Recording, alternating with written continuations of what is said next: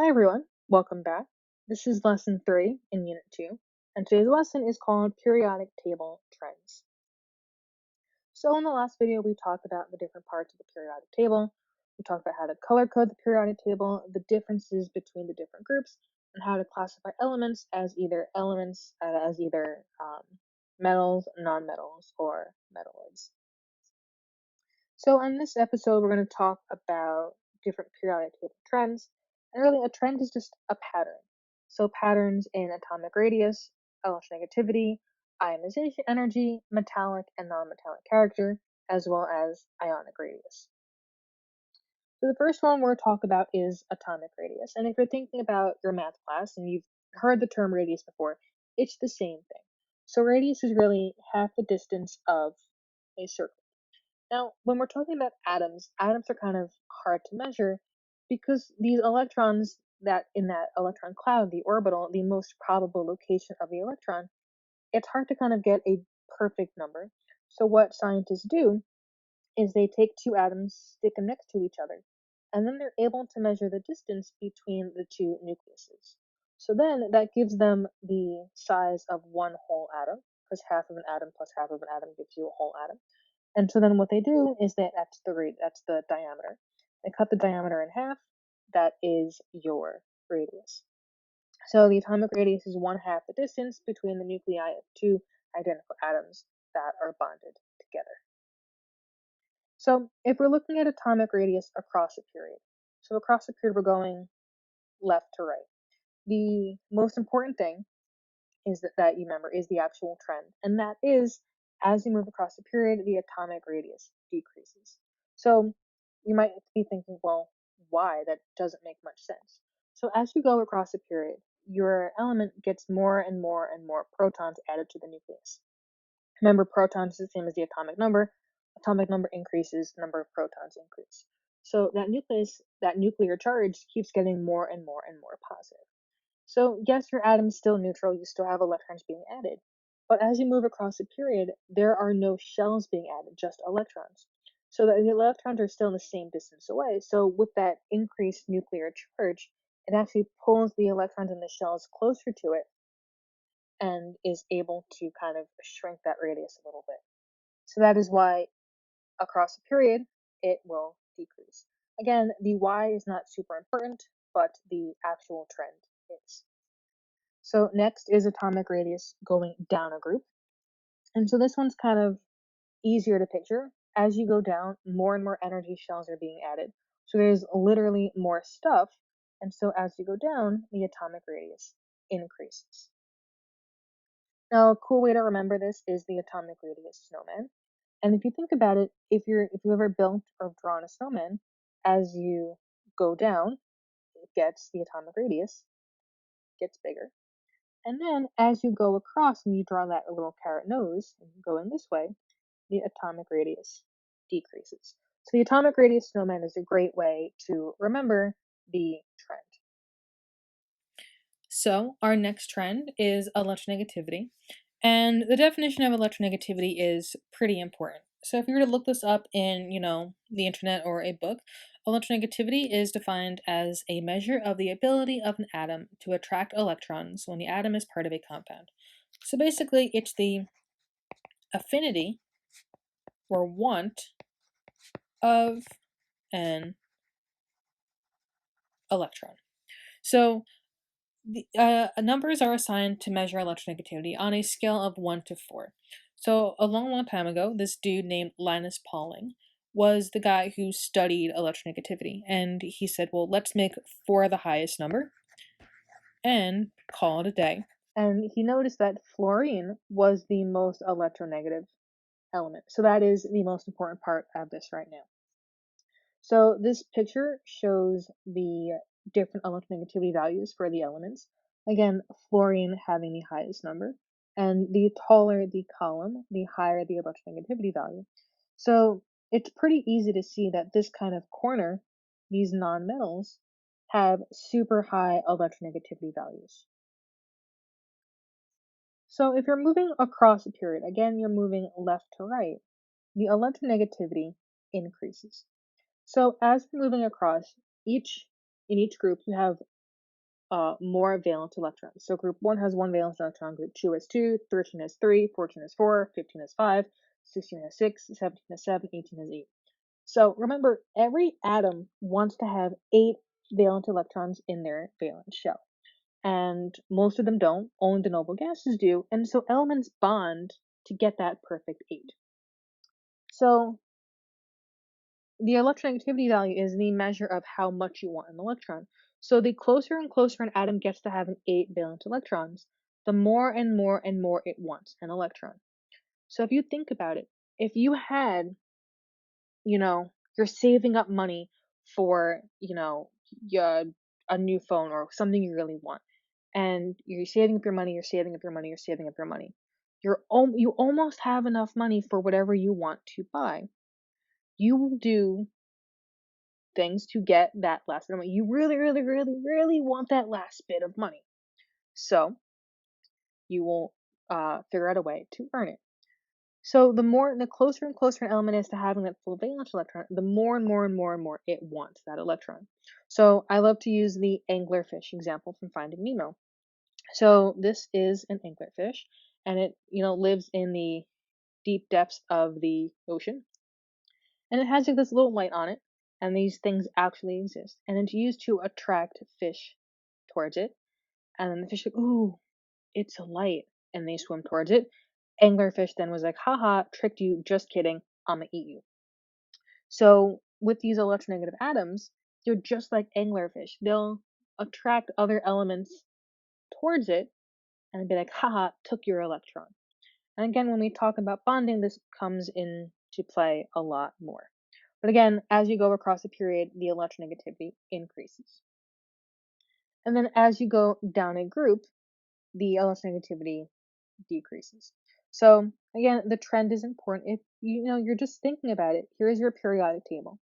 If you just remember that fluorine is the most electronegative atom, as you get closer to it, the electronegativity increases.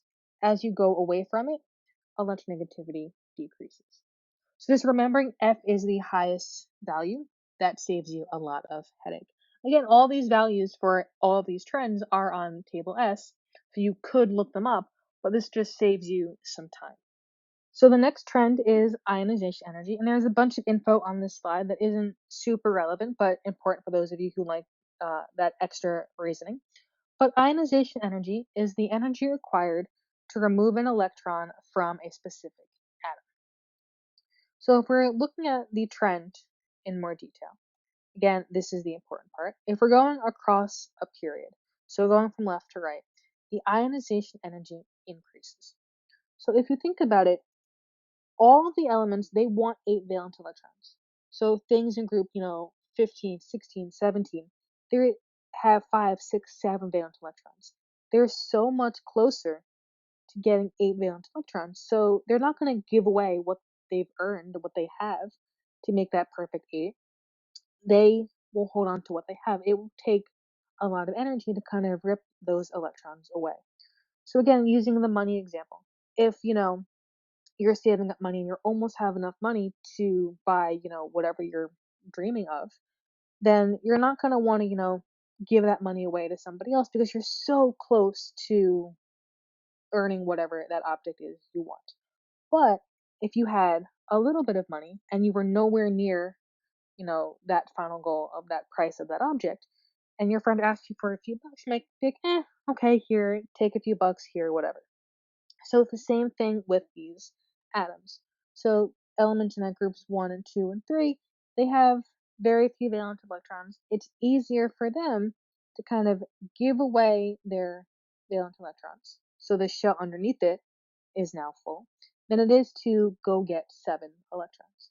But things in groups 16, 17, 18, they're much, much closer to having 8 valence electrons. Group 18 actually does have 8 valence electrons.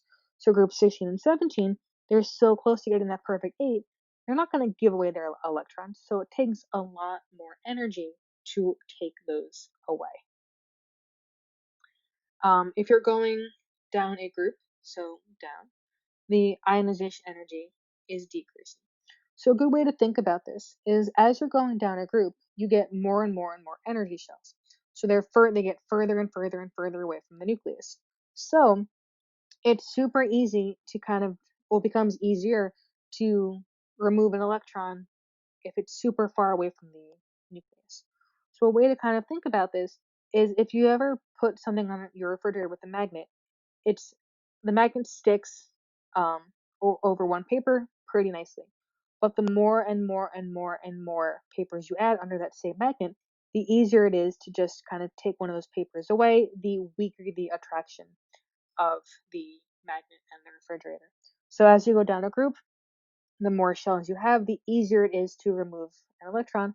If it's easy to remove an electron, the ionization energy is low.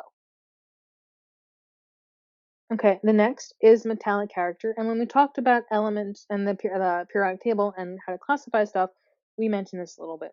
So metallic character refers to the activity of a metal. And we had talked about in group one, that first group, as you go down that group, the more and more and more um, energetic and reactive you are. So if you have, your periodic table, francium Fr is the lowest element. So the closer you get there, the more and more metallic character you have. So oppositely speaking is non-metallic character, and this represents the tendency to gain or accept electrons. And we had talked about before that fluorine is the most electronegative atom, so fluorine's right there. So fluorine wants that electron the most, so that has the most non-metallic character. Again, as you get closer and closer to fluorine, that non-metallic character increases. Okay, so jumping into ions, last topic of this video. An ion is a charged atom. So when we talk about atoms, atoms are neutral because protons equals electrons. If you change the electrons, then you're changing the charge of that atom. And any charged atom is called an ion. So an ion with a negative charge, so a negative ion, is called an anion. It's not anion, anion. A way to remember this is onions, and anions look like onions. Onions are bad. They make you cry. Crying is negative. Blah blah blah blah blah. Not my favorite analogy. There's one I like a lot better. But anions are negative. So if we're looking at the ionic radius of an anion, in order to get more negative, so remember in atom you have, let's say, 3 protons, 3 electrons. That's even. So your atom would be neutral. But in order to get more negative, you have to have more electrons than you do protons. So if you have more electrons, that means you are negative. So anions, they actually have gained electrons. And if you're adding more stuff, you become bigger. So anions are larger than their parent atom because they have more stuff. Okay, so moving on to, we're still talking about ionic radius. Now we're going to talk about cations. So anions were negative, cations are positive. So my high school chemistry teacher shared this with me, and I've used it every year since. Cats have paws. It's positive. So a cation is positive. So again, when we're talking about cations in terms of, their charge, you have to have more protons. So if you have more protons, if you have positive, positive, positive, positive, and these electrons, if you lose one of those electrons, well, now you have that positive 1 charge. So with cations, again, you are losing electrons, and these are generally metals. So in previous videos we talked, or even just previously in this video, we talked about how, things with 1, 2, 3 valence electrons tend to lose electrons because it's easier to lose 1, 2, or 3 than to gain 5, 6, or 7 electrons. So generally speaking, metals, so anything left of the staircase, will lose electrons to form these positive cations. Now, if you are losing electrons, so if we're thinking about, let's just say magnesium. Magnesium has one shell of 2, one shell of 8, and another shell of 2. So what happens in this um, atom, magnesium, I think these are these shells. If I'm off a shell, it doesn't matter. The concept does. So what happens? It's easier. There are these spots left for magnesium, but it's easier for magnesium to lose those 2 electrons and lose this entire shell, leaving you with just this. And that is your magnesium atom with that 2 plus charge. So again, we'll talk about how you get that actual number charge later. But what you guys need to know now is that when you are becoming positive, or you're a cation, a positive ion, you are smaller than the parent atom. Again, if you're losing stuff, you're losing an entire energy shell. So if you're losing an entire energy shell, you are losing electrons, you are losing size. So cations are smaller than their parent atom. Okay? So just think about if you're losing electrons or gaining electrons. So this one is losing electrons, whereas anions, we're gaining electrons and getting bigger. Okay. So here is, a cation joke. One atom goes, I lost an electron. And the other one goes, are you positive? Yes. Hopefully, you giggled or chuckled or at least rolled your eyes on that. Um, anyway, this is a good way to kind of sum up cations. So here is everything.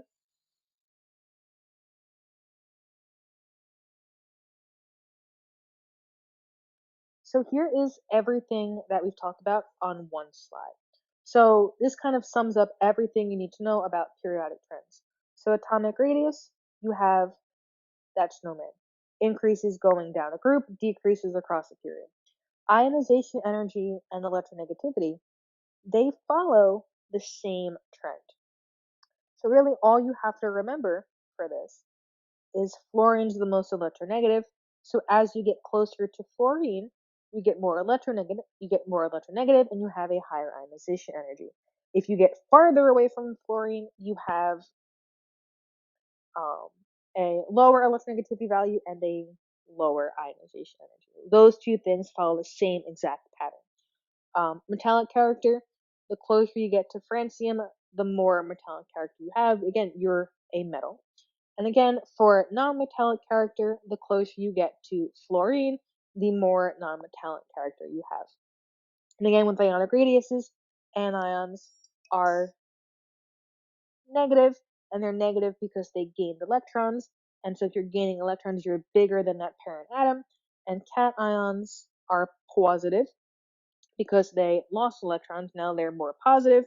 And so if you're losing electrons, you're losing stuff, they become smaller than the parent. Okay, so this picture goes over all of the trends that we went over. Again, this is the same thing as the slide before, but a visual representation of this. So that's it. This was a long one, full of a lot of information, but it really can be boiled down to those last 2 slides. So this is actually the last lesson video of this unit. Periodic table is a pretty short unit. There may be review videos to come. Stay tuned for that. But our next official actual lesson video will be the first one in Unit 3A, bonding. So bonding is a really big unit. We split it up into 2 parts. So the first part of the first bonding part unit will be our next main lesson video. Bye.